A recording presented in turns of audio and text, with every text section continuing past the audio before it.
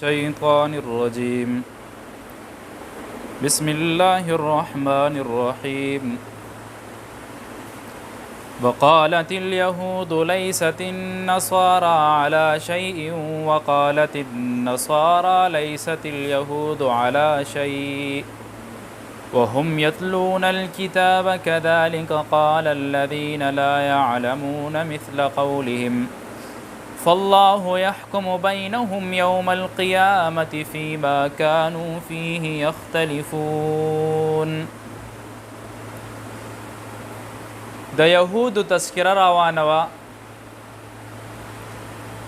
د دې آیات شان نزول داسې دی چې د نجران نه یو وفد راغو،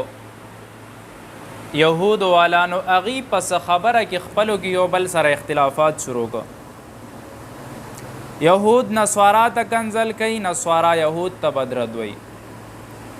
خبره دې حده پورې ورسېده چې نصارا وایي موږ نه تورات منو او نه ستاسو پیغمبر منو. یهود د هغې مخالفت شروع کو. نو په دې باندې الله تعالی آیات نازل که دا دواړه اهل کتاب خلکو، دواړو له رب کتاب ورکړی دی، خو چې دی اختلاف شروع کو، یو ته وی 30 نه بل ته وی 30 نه، نو هلته مشرکینو دا فایده واخیسته. هغې ورته وی ستاسو دواړو دین باطل دی، زمونږ بت پرستی پر حقه ده. نو د هغې اختلاف د وجې نه د دې دین ته سپک وویلی شو، او د چې کم مشرکینو نو هغې خپل دین غوره کولو ځان له. الله تعالی فرمایي وقالت اليهود ليست النصارى على شيء. یهودیان نصارا ته وایي چې تاسو هیڅ شیز نه یې، ستاسو اصلیت نشته، ستاسو دین مونږ نه منو. او نصارا را پاسېده، هغې یهودیانو ته وایي چې تاسو هیڅ شیز نه یې. وهم یتلون الکتاب، او حال دا چې دې دواړو سره کتاب شته، دې دواړو د کتاب تلاوت کولو. كذلك قال الذين لا يعلمون مثل قولهم. او دکه شانتي د هغه خلک دي وی چې دی عمده اقوال بیانول لګیا شو. فالله يحكم بينهم يوم القيامة فيما كانوا فيه يختلفون. په دنیا کې خو به د دې اختلافات یو بل دلایل جواب ورکي، خو اصل دلایل به هغه وي چې کم د محشر په ورځ رب وایي زه د دې په منځ کې فیصله کوم. رب وایي ما ته پته شته چې څوک افضل دي. ګورې دا خبره ذهن کې یاد وساتئ، کلم چې یو دین راشي او د هغې نه پس ته بل دین راشي، بل پیغمبر، بل کتاب راشي، نو شاته نه منسوخ شي، په دې نوي باندې به عمل کې. که یو سړی دا وایي چې یاره هغه هم آسماني دینو په هغې باندې به عمل کوم، نو دی په کامیابۍ نه دی روان، حالانکې ده ته به ګمراه وی، ځکه چې رستو راتلل دین د بعد دین د منسوخ کېدو دلیل دی. او بیا آخره کې چې راځي نو حضور پاک باندې د دې ټولو ادیانو اختتام شوی دی. ټول ادیان په حضور پاک ختم شوي دي. خاتم النبیین ورته ویلی کېږي چې دې نه پس ته به بل یو دین نه راځي. بل آیات ته ومن اظلم ممن منع مساجد الله ان یذکر فیها اسمه وسعى فی خرابها. مسجدونو نه منع کول شان نزول داسې راځي چې یهودیانو بیت المقدس نه خلق منع کول شروع کړ، او په بیت المقدس کې خرابوالی راوستو. عطا ابن رباح رحمت الله علیه فرمای وی د دې آیات شان نزول هغه و چې په شپږمه هجره کې حضور پاک د عمرې اراده وکړه. حضور پاک وی زه عمرې لازم، مسلمانان تیار شو، احرام یې وتړلو. په دې وخت کې چې کله ځي او یو خاص ځای ته رسي، نو په هغه ځای کې اطلاع چې ورسېده، نو دی د عمرې اجازت ورنکو. نو مشرکین او مسلمانان د مکې نه منې که. په دې وخت کې یو بیعت کېږي چې دې بیعت ته بیعت رضوان ویلی کېږي.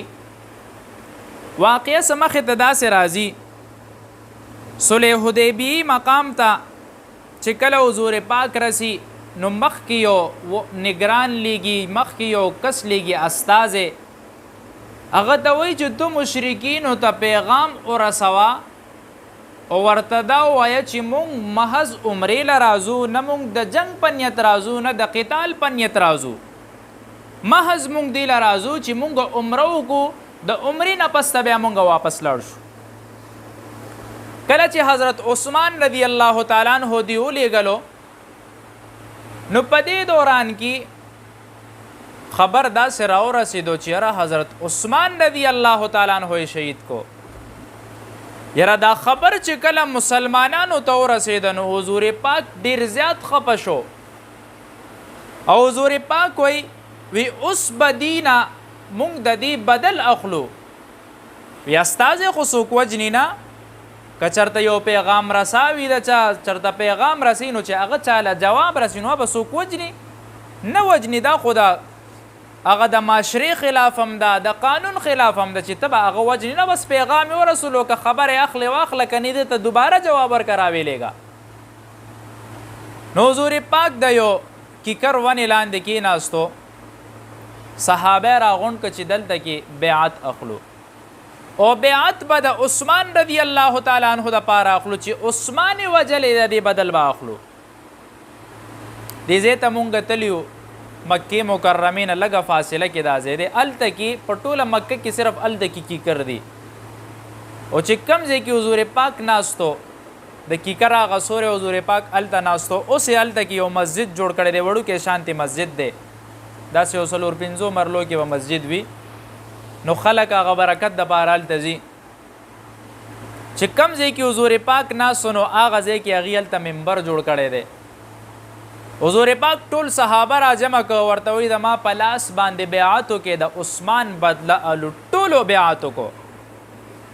خبره شک کې وه چې عثمان صاحب وجلی شوی دی که ژوندی دی. نو حضور پاک وایي که چېرته عثمان ژوندی وي نو وی زما دا یو لاس د عثمان دپاره شو، زه بیعت کوم په عثمان رضی الله تعالی عنہ دومره لوی اعتماد و. صحابه وی یره وی عثمان زمونږ نه بهتر شو، مونږ خو په خپل لاس باندې حضور پاک سره بیعت وکړو، خو د عثمان رضی الله تعالی عنہ بیعت داسې و چې د حضور پاک یو لاس عثمان شمار کړی شو. عثمان مونږ نه ډېر افضل دی. خبره روانه وه. نو بیا چې کله معلومات شو نو عثمان رضی الله تعالی عنہ ژوندی و. حضرت عثمان رضی الله تعالی عنہ سره حضور پاک ډېره زیاته مینه کړې ده. دوه لوریانې پې واده دي. د احد په مقام کې چې کله د بدر په مقام کې چې کله صحابه جنگ لځي نو حضور پاک ته عثمان رضی الله تعالی عنہ یا رسول الله وی زمزم. حضور پاک ورته وی یره زما لور بیماره ده، وی د دې آیا تیمرداري وکړه، خدمت یې وکړه. نو هغه دې نه ایثار شو دلته، وی تا ته به الله اجر د بدریینو صحابو درکوي. چې کله بیا حضور پاک واپس راځي نو په دې وخت کې فاطمه رضی الله تعالی عنها وړوکې وه، او د حضور پاک دا لور چې کومه د عثمان صاحب بیبي وه بس په دې ایله خاورې اړولې وې. حضور پاک بقي ته لاړو، هغې ته ناست هلته. بیا حضور پاک وی که یاره زما څومره لوریانې زیاتې وي ما به د عثمان له ورکړې وې. په یو څو مقاماتو کې عثمان رضی الله تعالی عنہ داسې سخا کړې ده. یو ځل ابوبکر صدیق رضی الله تعالی عنہ په دور کې یو کس راځي، هغه وی ورته وی امیر المؤمنین په ما باندې څه قرضه ده چې دا قرضه ادا کم، او بل څه تجارت شروع کول غواړم. او ورته وی داسې چلو که عثمان رضی الله تعالی عنہ لاړ شه. وی ما سره هېڅ نشته. او ورته وی زه ډېرې زیاتې غواړم. او وی ته څنګه امیر المؤمنین چې تا سره نشته؟ او ورته وی چې کم ځای کې ستا سوچ ختمیږي هلته د عثمان صاحب څخه شروع کیږي.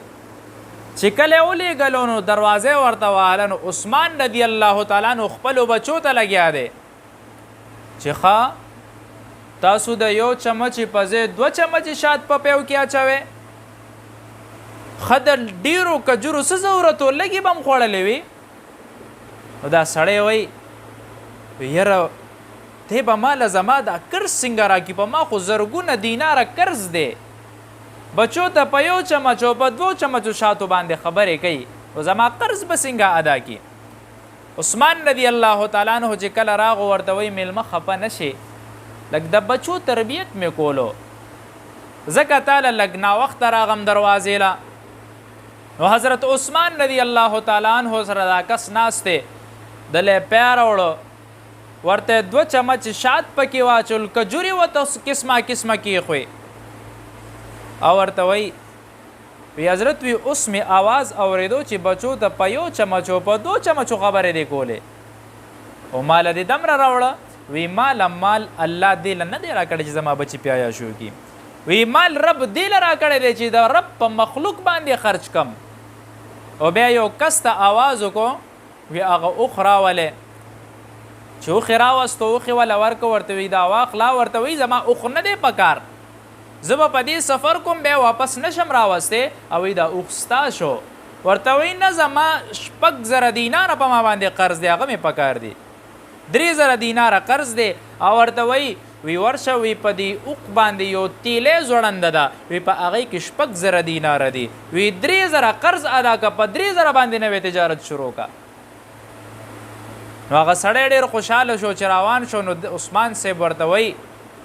په ابوبکر صدیق زما سلام وایو شکریه ادا که چې تی مال راولېږلې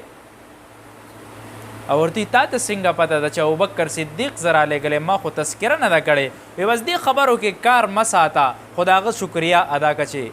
هغه مال راواستولې نو دا مال چې رب ورکړی دی نو رب قبلی هم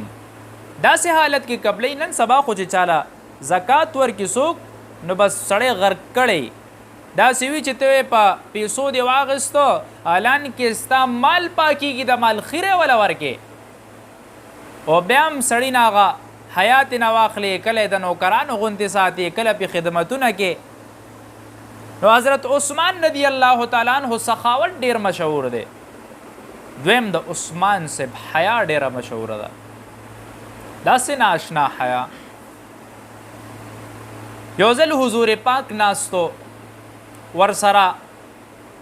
ابوبکر صدیق صاحب راغی ناسته بیا په دې وخت کې عمر صاحب راغو ناستو حضور پاک په خپل حالت کې ناسته د ګریوان بټن یې کولو کړي دي ناسته پنسي اوچتې وي چې عثمان صاحب راتلو حضور پاک ګریوان بټن هم صحیح کې پنسي هم صحیح کې عائشہ رضی الله تعالی عنها تپوس کوي یا رسول الله وی ابوبکر راغی عثمان عمر رضی الله تعالی عنہ راغو ستاسو حالت بدل نشه چې عثمان رضی الله تعالی عنہ راځي کیفیت هم بدل که وی د عثمان نه حیا ونکم ولې به نکوم ځکه چې په اسمان کې فرشتې د عثمان نه حیا کې دومره لوی حیادار دی نو د دې عثمان رضی الله تعالی عنہ دپاره هغې بیعت وکړو بیعت رضوان دې ته ویلی کېږي چې کله هغه واپس راغه نو د هغې یو وفد هم راغه هغې ولې اجازت ورنکړه وی تاسو عمرې له مه راځئ هغې ورته شرط دا کېښو چې مونږ به خپلې تورې هم نه راوړو کوې تورې به دننه بندې وي خو مونږ یې حرامونه تړلي دي مونږ د بیت الله نه مه منې کوئ هغې ورسره بیا هم ونه منله په دې دوران کې یو صلح کېږي صلح یو عجیبه شانتې صلح ده مشرکین دا شرط ږدي چې کم یو کس حضرت علی رضی الله تعالی عنہ لیکل کول د مکی والا طرف نه من محمد رسول الله طرف نه نو هغې ورته وی دی خو مونږ رسول الله نه منو دا رسول الله ته روان کې حضرت علی رضی الله تعالی عنہ نه منله حضور پاک ورته وی ما ته وښایه کوم ځای نه رسول الله دی نو هغه په خپل لاس روان کو ښه ده چې نه منې نو بیا ورته وی شرط به دا وي چې کله زمونږ د طرف نه یو کس مشرک اسلام راوړي در شا به مونږ ته حواله کوئ خو چې ستاسو کس نه څوک مرتد شي راشي به مونږ نه درکو وی ټیک ده نو شرط کې خو عمر صاحب ډېر غوسه دی یا رسول الله مونږ په حق باندې یو ولې مونږ داسې کوو بیا بل شرط دا عجیبه یږدي چې دې ځل به تاسو عمره نه کوئ واپس کېږئ به بل ځل چې راځي بیا به عمرې ته پرېږدو نو څو قسمه داسې شرایط یې کېښه چې هغه ډېر زیات مخالف شرایط و دې ته صلح حدیبیه ویلی کېږي یو قانون یې خپلو کې کېښو یو صلح یې کېښوه چې کله دا صلح دا قانون کېښه نو په دې کې مسلمانان نه واپس کې د صحابه ډېر زیات خفه و ام سلیم رضی الله تعالی عنها حضور پاک سره و د حضور پاک بیبي وا. حضور پاک احرام تړلې دی چې کله حضور پاک راووته هغه ورته وی یا رسول الله وی صحابه احرام نه کولاوی خو تاسو سره ډیره مینه کوي چې تاسو کولو کو هغې بس تاسو فعل ته وګورئ چې کله حضور پاک احرام کولو کو او ځان سره چې څه راوستي هغې حلال که نو صحابو احرام کولو کو. نو په دې وخت کې واپس شو صحابه کرام. نو د دې تذکره ده په دې آیات کې دا د دې شان نزول دی. یو خبره منځ کې راځي ګوره اصل دین چې کم دی نو هغه اسلام دی. بعضې وخت کې په انسان باندې مصائب تکالیف راځي نو د دې وجه دا ده چې یاره مونږ اسلام پرېښی دی. اوس په دې زمانه کې په مونږ باندې کم تکالیف راځي نو مونږ اسلام ته شا کړی ده. ګورې دا لازمه نه ده چې اوس مونږ وایو چې مونږ اسلام کې داخلو په مونږ تکلیف راځي. پکار اسلام خو بلند و بالا دین دی حق دین دی خو په مونږ چې دا مصائب راځي دا یو امتحان دی په مونږ باندې. کله په مونږ باندې بیماری راشي دا بعضې وخت کې د انسان دپاره د ګناهونو د رجولو ذریعه ګرځېږي. بعضې وخت کې د درجات بلندولو ذریعه وګرځېږي. بعضې وخت کې د ده دا مرض د ده دپاره د جهنم ذریعه هم ګرځي. ګورئ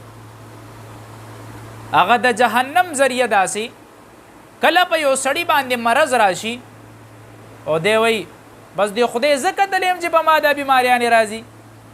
دی خدای زه کتلیم چې په ما باندې دا تکلیفونه راځي مالی فقدان را باندې راغه بچي مې مړه شو تکالیف را باندې راغه. نو چې د ده د خولې نه کم دا الفاظ وځي دا هغه الفاظ دي چې دا انسان د جهنم د تلو تیاری کوي. او چې کله انسان نه پې ډېر خوشحالي نه پې ډېر خفی یاره مرض دی بس راوستو خدای بس څوک بس اوس دی الله طرف نه دی نو دا هغه مرض دی چې دې سره د ده ګناهونه رجیږي. او دریم قسمه مرض هغه دی مصائب او تکلیف دا ده چې کله په انسان باندې راشي چې ډېر تکلیف کې مې یاره زه پې خوشحاله یم زما د رب له طرف نه دی الله په ما راوستی دی ډېر پې خوشحاله یم الله په خپل کار باندې خو پوهېږي. نو دا هغه مرض دی چې ګناه هم رجیږي او د درجات هم بلندېږي په بره باندې روان دی. یو صحابي دی یو صحابیه د خپلو کې ډېر زیاته مینه ده. یو ځل ورته هغه صحابیه وی ته خو ما سره ډېره مینه کې زم در سره ډېره مینه کوم خو چې یو مطالبه در نه وکم اوبه منې او څه مطالبه ده وکړه ولې به نه منم او ورته ماله طلاق راکړه. ورته دا څه وی وی بس تا ویلي دي منې به ماله طلاق راکړه. یاره ډېر زیات پریشانه ډېر په پریشانۍ کې مبتلا او ولې طلاق دله درکم. شپم تېره شوه چې سهار کېدو یو حضور پاک له فیصله وړوه صحابي ورته زه چیزو چې په لاره باندې تلو نو دا انسان چې کله پریشان نو په اواره لاره باندې هم تندکونه خوري. نو تندک یې وخوړه چې راپرېوته سرې وینې شه صحابي زر زر د لوپټې نه یا څه نه کپړی لرې کو سرې پې وتړلو وي راځه کور ته واپس ځو طلاق نه غواړم. او ورته څه وجه وه وی زه ډېره زیاته ویرېدم وي هر ټیم به مونږ خوشحاله و د رب له طرف نه په مونږ باندې څه تکلیف نه و راغلی او وی ما دا اورېدلی و د حضور پاک نه وی چې کله په انسان باندې مسلمان باندې مصیبت تکلیف نه راځي وی دی د الله د رحمت نه لري. وی ما وی اسې نه د الله د رحمت نه لرې نه یو خو په تا دا تکلیف راغو نو بس ما ته پته ولګېده چې د الله د رحمت نه لرې نه یو. ګوره هغه محبت هم چې دی نو هغه هم د دین دپاره بغض چې دی هم د دین دپاره دی. نو چې کم دا اسلام تعلیم ورکوي کم مصیبت راځي نو د دې مطلب دا نه دی چې اسلام په حق باندې نه دی. د دین پیغام دا دی چې یاره ما اسلام پرېښی دی دین مې پرېښی دی دې نه اورېدلی یم. نو په دې آیات کې یو څو حکمونه دي ومن اظلمو اوس دنه لوی ظالم څوک کیدی شي ممن منع مساجد الله چې کم سړی د الله د مسجدونه خلق منې کوي. په مسجد کې خلق څه کوي ان یذکر فیها اسمه وسعی فی خرابها.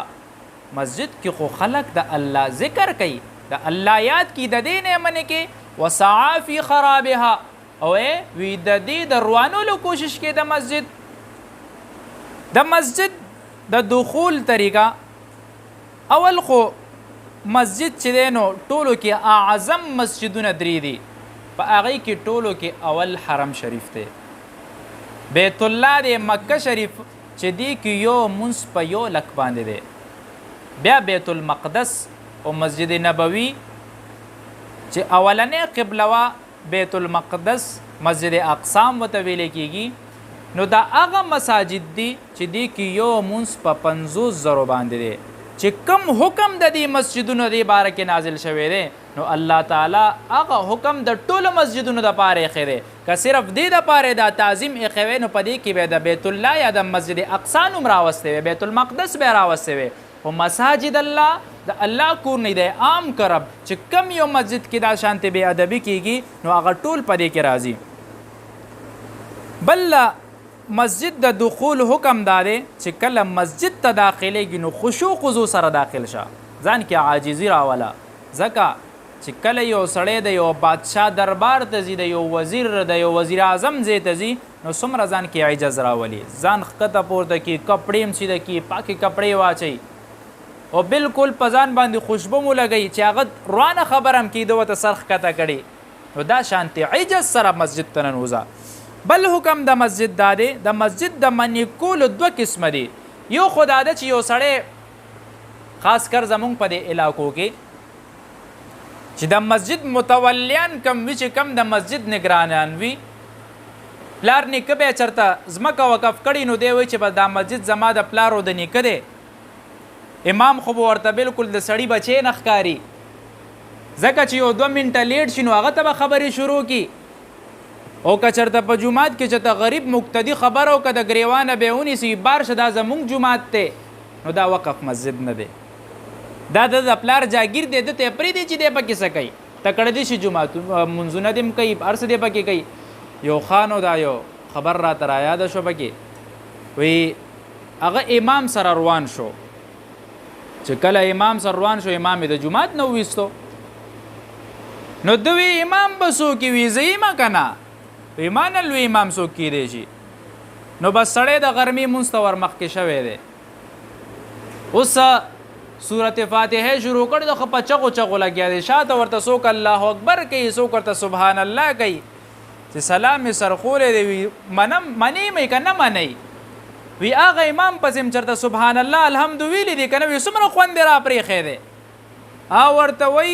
ورته وی سبحان الله الحمدلله م ځکه در پسې ویل چې د غرمې مونځ کې جهرن ذکر نه تیز آواز سره سبق نه وي، او یاره وي زه خو د جمعې په ورځ راتلم امام صاحب خو تیز لګیا و، نو بیا دا حلي، بیا خو د جمعې او د عام غربي مونځ کې فرق نشي کولی،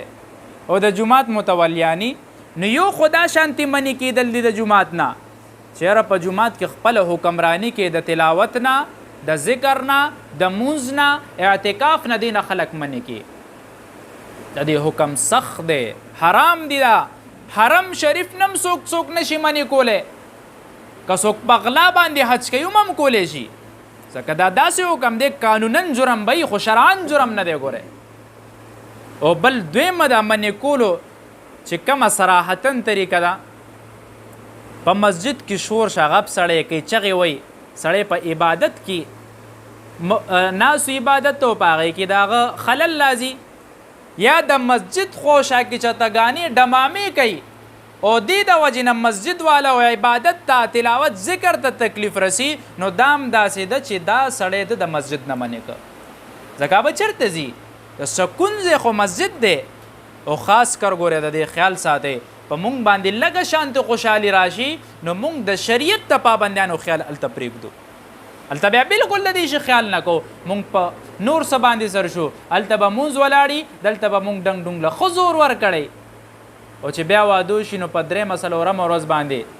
یا خو ښځه ورته لیونې شوي، یا د مور او پلار یې جګړې بس وي، یا طلاق راکړو، دا شیزونه مونږ ډېر کتلي دي، ولې چې هلته دي د دې شي خیال نه ساتلی، د شرع مطابق ژوند تېر که په ژوند کې به د ډېره خوشګواري راځي. بل حکم دا دی، مسجد کې شور شغب ناجایز دی، خو مسجد کې چې کله یو سړی عبادت کوي،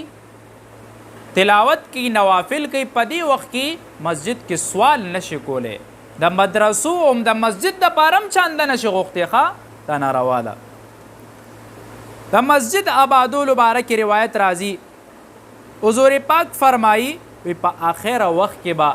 د مسجد تزیین زیات شي. خلک به صرف دی پورې نښتي چیرې بس په دې جومات کې ماربلې ولګوه، ټایلونه ولګوه، یو شی پکې وکړه، بل شی ښایسته کا، پلاني کلي جومات ښایسته کړی دی تم ښایسته کا. خو په عبادت کې به جومات رواني، عبادت نه به خلک غافلی. منځون له به څوک راځي نه، سحر منځونه وګورئ، نور منځ جمعې په ورځ څومره راشي په دې جوماتونو کې. دا خلک د کم ځای نه راځي؟ د اسمان نه خو نه راکوزېږم، د دې علاقو خلک په جوماتونو کې ځایونه نه وي او په عام منځونو کې جماعت کې بالکل ځایونه نه وي. نو یو دا ده چې آخره زمانه کې حضور پاک وایي تزیین بیا زیات شي. حضرت علی رضی الله تعالی عنہ فرمایي شپږ شیزونه د انسان د شرافت علامت دی، 3 په حضر کې دي او 3 په سفر کې دي. 3 په حضر کې چې دي نو هغې کې یو تلاوت کول دی. دا د انسان د شریف النفس علامت دی چې دا انسان شریفه دی چې دی تلاوت زیات کوي. بل کار دا کوي چې دی مسجد آبادوي، مسجد کې عبادت عام کوي. او دریم دا چې دی مرګري راجمع کوي ځان سره، او داسې مرګري راجمع کوي چې د دین خدمت واخلي او د دین کار کې ځان سره شامل کړي. او په سفر کې درې چې دا شریف النفس دی، یاره دله مال الله ورکړی دی، بل مرګري غریب دی، خپل مال په دې مرګري باندې وخوره، دا شریف النفس دی. دویم نمبر خوش اخلاقی په سفر کې کوه، چې په سفر کې کم سړی خوش اخلاقی کوي غصه کیږي نه، دا شریف النفس دی. او دریم هغه کس چې کم سړی په سفر کې مرګرو سره خندا کې خبرې کوي، مزاحیه خبرې کوي، خو هغه خبرې چې د شریعت د دایرې دن نه وي، د ګناه خبرې نه کوي، همداسې مرګري خاندي خوشحالي چېرې دا سفر پې آسان شي. وی دا شپږ علامه د شریف النفس سړي دي. خو د مسجد د منع کولو دا حکم د عام مساجدو دپاره هم دی. اولئک ما کان لهم ان یدخلوها الا خائفین. دا هغه خلک دي چې کم په دې کې داخلېږي مګر هغه چې په یره داخلېږي. په یره خلک دې مسجد ته داخلېږي چېرې دا سړی خو به راته څه ونه وایي، ما ته به دې خو څه نقصان ونه رسوي. د دې لایق دا ده چې مسجد ته ننوځي نو په ځان کې خوف راوله، ویرېږه چې زه خو رب ته ودرېږم. لهم فی الدنیا خزي، رب وی دا هغه خلک دي چې په دنیا کې به هم دي دپاره رسوایي. ولهم فی الآخرة عذاب عظیم، او په آخرت کې هم رب وی دي دپاره دردناک عذاب وي. په دنیا کې کامیابي څه شی ده چې کم مؤمنان خلق دي چې رب وی دي ته به زه فتوحات ورکوم. او فتوحات څنګه دي؟ د مکې د فتح کېدل وګوره، او مسلمانانو ته څه وایي چې په عجز باندې ننوځه. ابو ذر غفاري رضی الله تعالی عنه چې کله فتح مکه وشوه ننوتو نو په ژړا شو. صحابه تې تپوس کوي ولې جاړې؟ وی ګوره وی دي خلکو د دې مسجد قدر ونه کو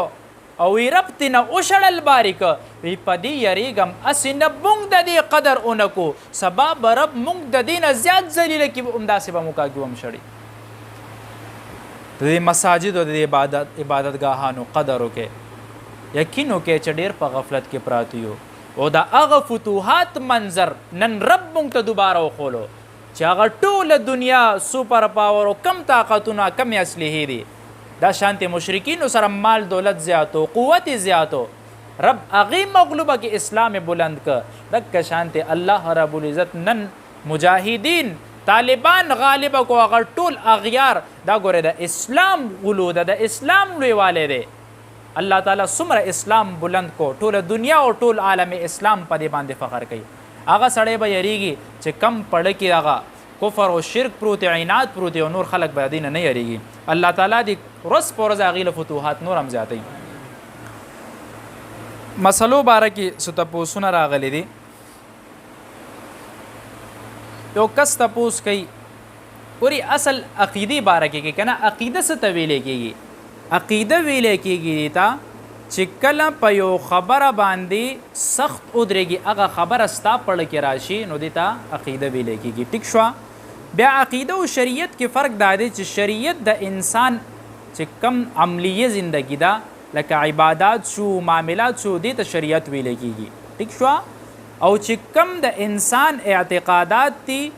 یا علمیه زندگی ده، ایمانیات، دې ته عقیده ویلی کېږي. ټیک شوه. بیا حکم د دې دا دی ګوره بعضې وخت کې انسان په زبان باندې څه داسې خبرې راولي په ژبه باندې چې هغه په دې باندې دی خو دا وایي چې یاره دا خبره مې صحیح وکړه خو هغه کفریه الفاظ کړي وي نو د دې حکم علما دا بیانوي که چېرته دې کس ته د دې خبرې باره کې پته نه وي او بیا د الفاظ ویلي دي نو د ده ګنجایش ته دې پوی کا او ورته وایي آینده داسې ونه وی خو که دې بیا هم د دې نه باوجود د ده په علم وي او بیا هم دې د کفریه الفاظ ووایي نو دی د اسلام نه خارج شو د ایمان تجدید دی به وکړي او که په دې حالت کې مړ شه نو د اسلام نه خارج دی ځکه علامه علاءالدین حسفقي رحمت الله علیه وی دعا غواړي چې الله ما د شرک نه وساتي او د هغه شرک نه چې ما ته علم هم نشته او استغفار ډېر زیات وکړي ښه یو سوال داسې راغلی چې یو سړی کله دا خبره کوي چې د الله تعالی کم صفات حقیقي دي وي دا صرف الله سره خاص دي او الله خپل صفات مخلوقاتو له نه ورکوي دې کې یو عجیبه خبره ده ګوره د الله تعالی حقیقي صفات الله سره خاص دي بعضې داسې صفات دي چې هغه الله سره د هغه شان مطابق دي مخلوق له هم ورکړي دي چې څنګه قرآن کې الله تعالی وي والله سمیع علیم چې الله تعالی اوریدونکی او پویا ذات دی یا بصیر ذات دی نو انسان هم ګوري هغه اوري عقل فراست شته دی نو علما دا وایي چې یاره د الله تعالی چې کم هغه علم دی د الله تعالی کومه سمه ده نو هغه ابدي ده او هغه داسې ده چې هغه ختمیږي نه او د انسانانو چې کومه ده نو هغه علم الله خپل هغه صفات ورکړي دي خو هغه صفات د انسان ختمیدونکي دي د الله تعالی باقی دي او د انسان والا ختمیدو کې دي الله دې موږ نه راضي شي الله دې موږ له په دې د عمل کولو توفیق را نصیب کړي آخر دعوانا الحمد لله رب العالمین امین الحمد لله رب العالمین والعاقبة للمتقین والصلاة والسلام على خير البرية محمد وآله وأصحابه أجمعين اللهم لك الحمد أنت قيم السماوات والأرض ومن فيهن وأنت نور السماوات والأرض ومن فيهن الہ العالمین ایمانم نصیب کې یا الله څومره ګناهونه رانه شوي دي په نیک اجرونو راته بدل وګرځې الله دا هر قسم آفتونو مصیبتونو پریشانیانو نه مو وساتې یا الله اسلام له نورم علویت ورکې یا الله نورم فتوحات ورکې یا الله شریعتی اسلامی نظام زمونږ په دې ټول عالم اسلام کې راولې الہ العالمین کم مجاهدین لګیا دي یا الله د دې حامی او ناصر شي یا الله کم خلق په کمه جامه کې د دین خدمت کې یا الله مددگار شي یا الله دا حاضر ډله ټوله د ایمان په نور باندې منور کې یا الله چا په زړه کې څه شرعي حاجات دي دستغیب نه پوره کې یا الله څومره بیماران دي په دې حاضر ډله کې دي کورونو کې دي هسپتالونو کې دي یا الله ټولو ته صحت کامله عاجله مستمره ور نصیب کې الہ العالمین څومره مشران کشران همزوري مفات شوي په قبرونو ورته کرولها رحمتونه را نازل کې یا الله قبرونو ورته جنت ته باغچونه ښکلې باغچې وګرځې یا الله څومره زنانه دې ربه حیا نصیبه وګرځې یا الله موږ ټول د بې حیایۍ د رسوایۍ د ذلتونو نه وساتې یا الله څومره خلک راغلي یا الله امراض روړي دي یا الله بیماران دي یا الله ته شفا ورکوونکې یا الله ټولو ته صحت کاملې ورکې یا الله ټول له شفا ورکې یا الله دا بیماریانې ورته په روغ صحت نعمت باندې بدل وګرځې یا الله زمره زنانه دی ربه حیا نصیبه وګرځې یا الله مونږ ټولو ته بار بار د حرمینو شریفینو سعادت نصیب کې دا هغه زیاده به احترام را نصیب کې الہ العالمین چا د دعاګانو دپاره ویلي دي یا الله څه بیماریانې دي څه حاجات دي یا الله د ستغیب نه وله پوره کې یا الله مونږ ټولو ناراضي شي الله داسې را ناراضي شي چې کلم ناراضه نه شي وصلی الله تبارک وتعالی علی خیر خلقه محمد وآله واصحابه اجمعین برحمتک